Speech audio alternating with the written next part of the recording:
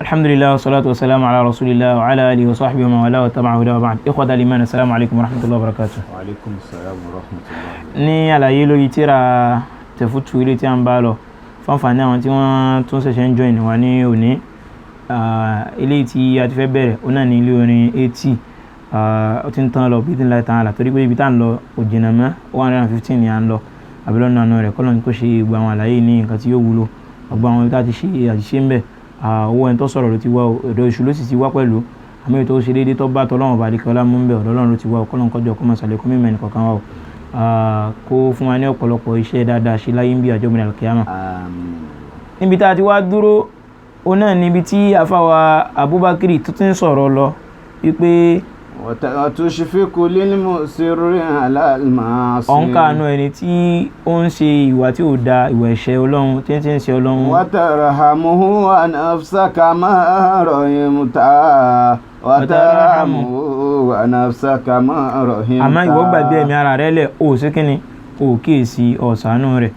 رجعت القهقر وخبطت عشوان. ó ní mo rí ẹ ìrẹ́ Abu Ishaq Abubakar ní mo rí ẹ ìrẹ́ tani ìrẹ́ Abu Ishaq wákọ̀ mo rí ẹ lẹ́nu tó yẹ pé ó ń padà sẹ́yìn. رجعت القهقر وخبطت عشوان. ìwọ ló ń padà sẹ́yìn yìí ìrẹ́ Abu Ishaq ó tó ń padà sẹ́yìn níjú ọ̀nà Ọlọ́run yẹn ni pé وخبطت عشوان. وخبطت عشوان أي دخلت في شيء بلا بصيرة òun dá sí nǹkan tí ó kàn láì ṣe pé orí náà rí gbogbo nǹkan tó ń sọ nípa mi nísìn kí ṣe pé orí mi tán ó sì lè má jẹ báwọn ìyẹn ni pé ìwọ náà àti rí ẹlẹ́ni tó yẹ pé o ti lọ síwájú níbi iṣẹ́ Ọlọ́run tẹ́lẹ̀tẹ́lẹ̀ àmọ́ raja'ta al-qahqara o ti wá ṣe kíni o ti wá ń padà sẹ́yìn eléyìí tí ń sọ nísìn ó tún wá ń dá sí gbogbo nǹkan láì bila basira láì ṣe pé orí náà rí eléyìí tó fẹ́ sọ nísìn ó fẹ́ máa sọ nípa Abu Ishaq pé nínú àwọn fitina àbí nínú àwọn disease tí máa bá ẹni tí máa ń pègbè sójú ọ̀nà Ọlọ́run tí máa bá òun náà ló fẹ́ sọ nípa rẹ̀ òun náà ni da'ul futur al-futuru òun náà ni ad-da'fu wal-inkisar kọ́lé ọba yẹn lójú ọ̀nà iṣẹ́ Ọlọ́run èyí tí máa ṣe dáadáa tẹ́lẹ̀tẹ́lẹ̀ lẹ́ẹ̀kan náà ọ̀lẹ́ ọkàn bá yẹn ni ìtẹ́yẹ̀ tí ń ṣe dáadáa tẹ́lẹ̀tẹ́lẹ̀ yọkàn gbé jùlẹ̀ ni afọwọ́ ni rajatal qahqara rajatal qahqara wa khabatta ashwa. ó ti padà sẹ́yìn ìrẹ́ Abu Ishaq lójú ọ̀nà Ọlọ́run ibi tó ti gadé tẹ́lẹ̀tẹ́lẹ̀ ó ti padà sẹ́yìn o. lamuruka law asalta lama rajata. lamuruka law asalta lama rajata. afẹ́ni lamuruka ó ṣe fún ọ law asalta tó bá jẹ́ wípé ó ti ṣiṣẹ́ Ọlọ́run débi tó yẹ kó ṣe dé ni. lama rajata. law wasalta al-makana ar-rafi'a fil ibada tó bá ti ṣiṣẹ́ Ọlọ́run débi tó ga ni lama rajata irú disease yìí tó padà ṣẹlẹ̀ sí ọ yìí al-futuru yìí kò ní padà ṣẹlẹ̀ sí ọ lama rajata oníṣẹ́ kíni òní dẹni ẹ̀yìn mọ́ torí pé tẹ́yìn bá ti ṣiṣẹ́ Ọlọ́run débi kan kò sí nǹkan tí ó tún wà ní ayé tí ó tún máa gbádùn mọ́ yẹn mọ́ tí wọ́n á sọ pé iṣẹ́ Ọlọ́run yẹn ò ní múra sí mọ́ àmọ́ torí pé ó ti ṣe débi kan ó ti wá fẹ́ máa jókòó ó ti jókòó fẹ́ máa nẹsẹ̀ lójú ọ̀nà iṣẹ́ Ọlọ́run ó ní ìdí nìyẹn tó fi ṣe kíni tó fi dẹni tẹ́ ń padà sẹ́yìn. walau afaita rabbaka duna dhanbin.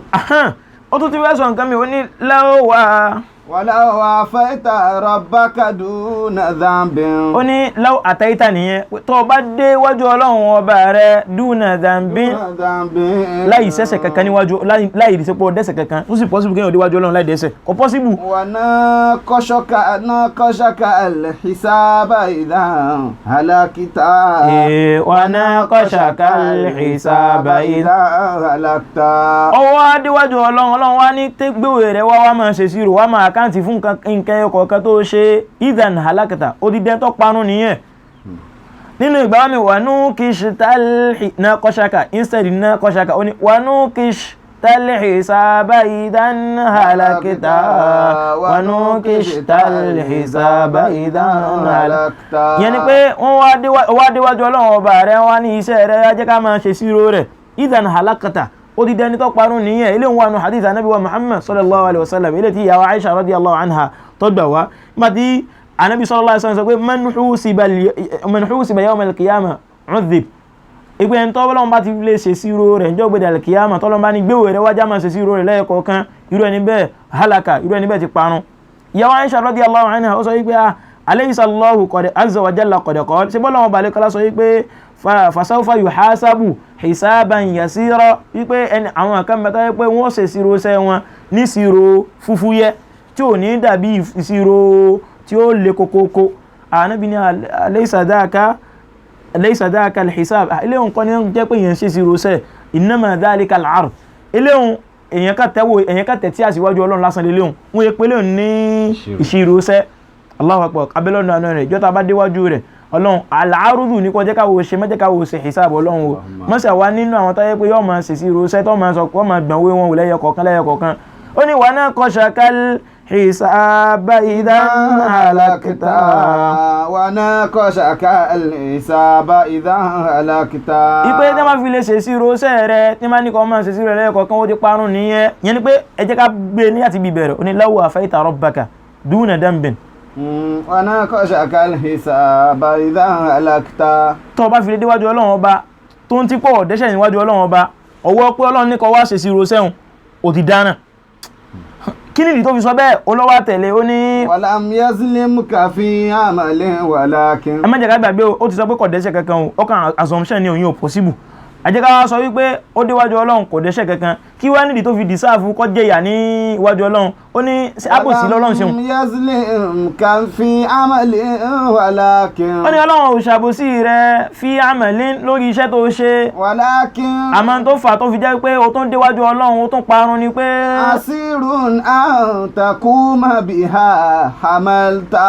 bima asirun an takuma bima hamalta. ó nídìí tó fi déwájú Ọlọ́run tó fi dẹ́n tó parun ó náà ní pé àsírún kò pọ́síbù ó lé níwájú Ọlọ́run kó o ṣe àdáhùn tọ́lọ́run bá gbélé ọ lórí kí ni nǹkan tọ́lọ́run bá gbélé ọ lórí ó náà ní àmánà ọwọ́ pa wáyé lásán àti gbé àmánà dání àmánà yẹn wá nìyí èyí ó lè ṣe àdáhùn rẹ̀ bó ṣe bọ́lọ́run ṣe fẹ́ inna aradna al-amanata ala as-samawati wal-ardi wal-jibal Ọlọ́run ní a ní àmánà a fẹ́ gbé síbi kan a gbé fún òkè lóhun ò lè gbá orí òun ò gbé a gbé fúnlẹ̀ ilẹ̀ náà sọ pé òun ò lè gbá wa hamalaha al-insan ọmọ èèyàn lọ́tẹ́wọ́ gbá kana zaluman jahula. àmọ́ ọmọ èèyàn ní alábòsí ní aláìmọ̀kan ni ló fi tẹ́wọ́ gba irú àmánà yẹn ìdí nìyẹn tó fi jẹ́ pé téèyàn bá déwájú Ọlọ́run tọ́lọ́ bá fi ní kọ́ wá ṣe sí ìrọsẹ́ halaka.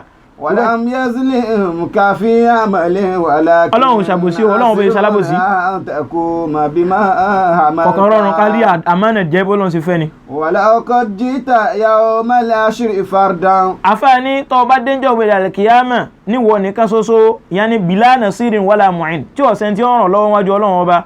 wa absorta almanazila fi shatta. tó wá déwájú Ọlọ́run tó wá rí pé àṣepò níwájú Ọlọ́run ipò oríṣiríṣi ló wà níwájú Ọlọ́run ní àwọn tó wà nínú àlìjẹ́nà ni àbáwọn tó wà nínú náà torí pé ipò wọn kálukú ló nípò àwọn kan wà nínú àlìjẹ́nà tó ga jù àlìjẹ́nà òun náà ni alfirdaus ẹni tó bá wà ní òkè yẹn àtàwọn tó wà ní dúnà wọn tí wọ́n kéré sí wọn àmọ́ àwọn tó wà lókè pé kí n ti mọ̀ kí n ti múra sí kíṣẹ́ mi ó tó àwọn tí wọ́n wà lókè mi inú náà bẹ́ẹ̀ àwọn tó wà ń sàlẹ̀ àwọn ni wọ́n ń sọ́fà jù àwọn tí wọ́n wà lókè ohun àwọn náà ń sọ́fà àmọ́ kò tó tàwọn tí ó wà ń sàlẹ̀ àwọn tó wà ń sàlẹ̀ wọ́n máa tàmá ná wọ́n máa ronú pé káwọn ò lè wà lókè kí àwọn mọ́bà tó báwọn. walaw qad jita yawmal ashri fardan. afáàní tó bá déwájú Ọlọ́run ọba rẹ̀ jẹ́ òmìnira al-kiyama níwọ̀ nìkan ṣoṣo tí ọ̀sẹ̀ tí ó ràn lọ́wọ́. wa absorta almanazila fihi shatta. ọwọ́ á rí pé ipò níwájú Ọlọ́run ipò tó ga ní oríṣiríṣi ló wà níwájú Ọlọ́run.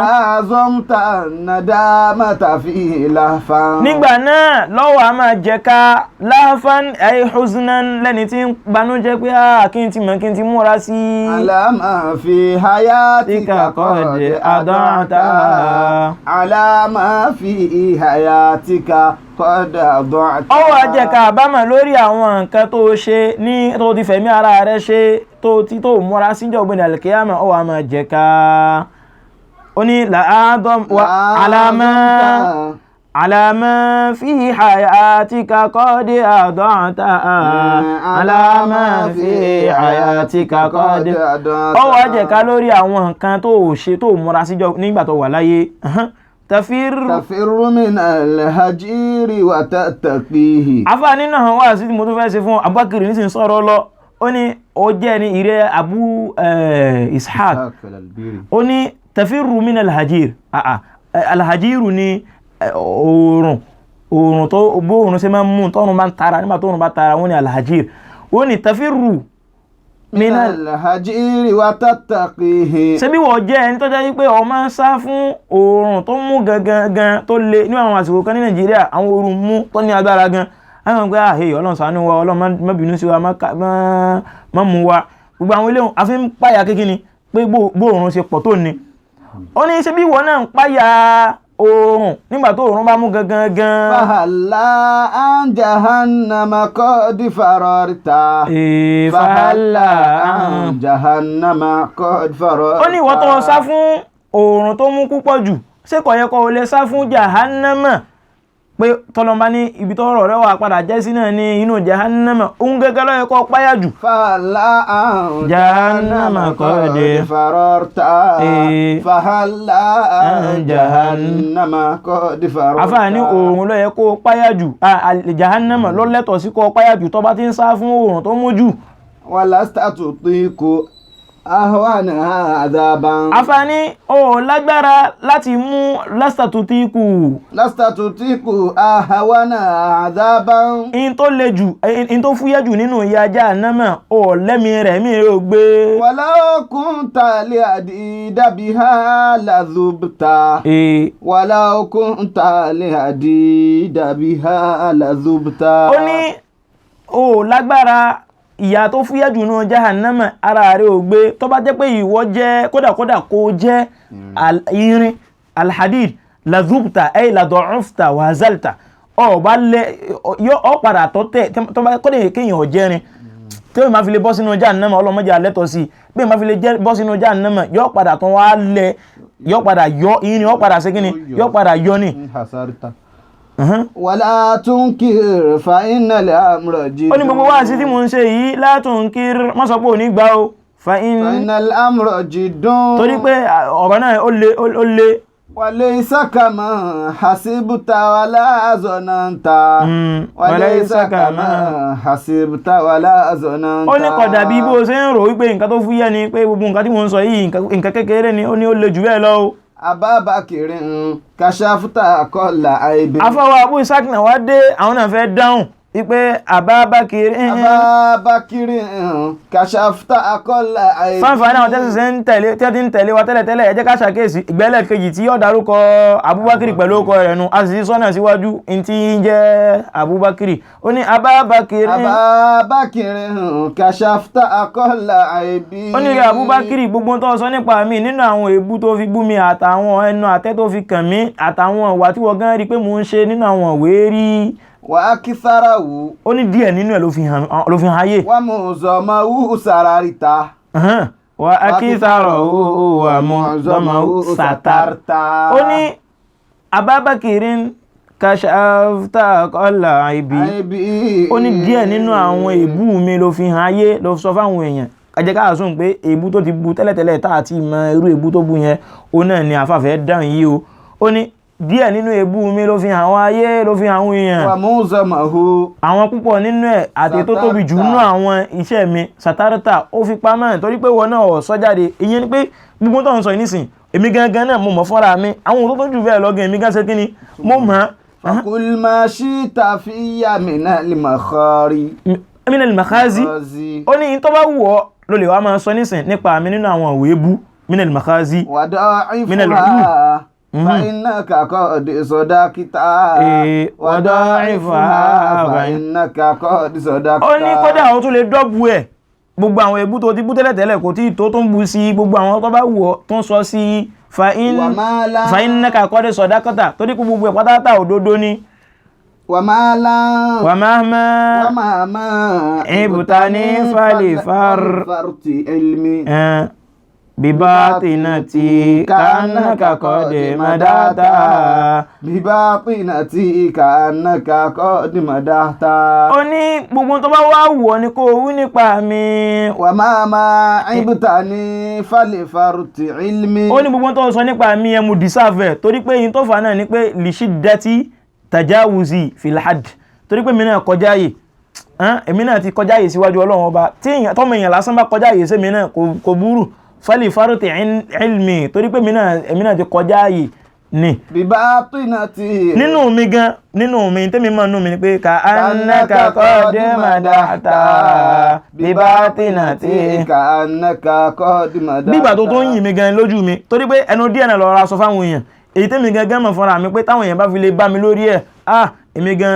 àwọn èèyàn yẹpẹrẹ mi wọ́n yẹ̀yẹ́ mi ó jù bá ń lọ bibatinati ìgbà tẹ́ pé ó yìn mi gan ní pẹ̀lú tó sọ yìí nísìn bibatinati ka annaka qad madahta bibatinati ka كأنك قد مدحت subhana rabbika رب العزة عما يصفون سلام على المرسلين